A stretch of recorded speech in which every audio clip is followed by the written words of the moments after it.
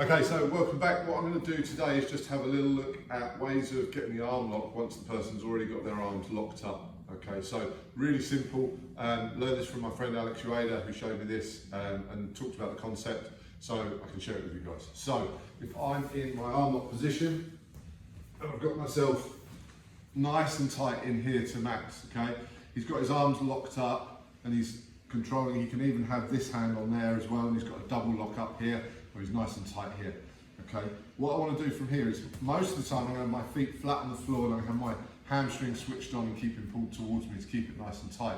What I actually want to do is make it a little bit tighter. So it's talking about making the box smaller and smaller and smaller until they can't get out. So what I'm going to do here, instead of attacking the arm, this arm, I might be under both here, I'm actually going to transfer and go underneath here and come to the far arm.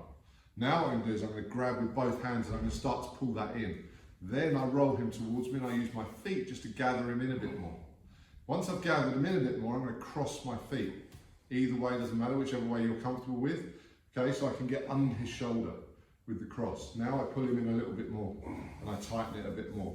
Now I start to pull forward on here, pulling my elbows back to my hips. And can you see how his grip here is starting to collapse?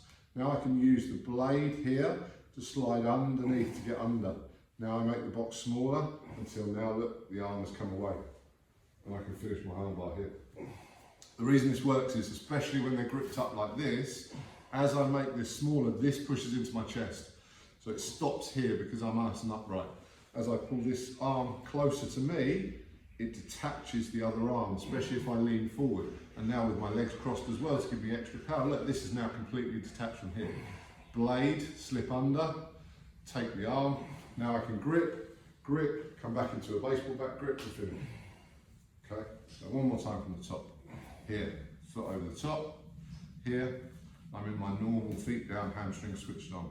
Max is gripped up like this. So what I'm going to do from here is I'm going to come to the far side, put my chest behind this elbow. Now I'm going to tuck my elbow in and I'm going to start to pull tighter, lifting his shoulder off the floor.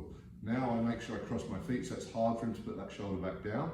And I keep pulling towards me, making the box smaller and smaller. Now you can see that this hand's come free. If I need to, I slip under with the blade, take the arm, keep it pinned tight to my chest, start to extend back. I keep this arm until I'm ready. Then I here, pinch, come back to the arm, and now I can do my arm.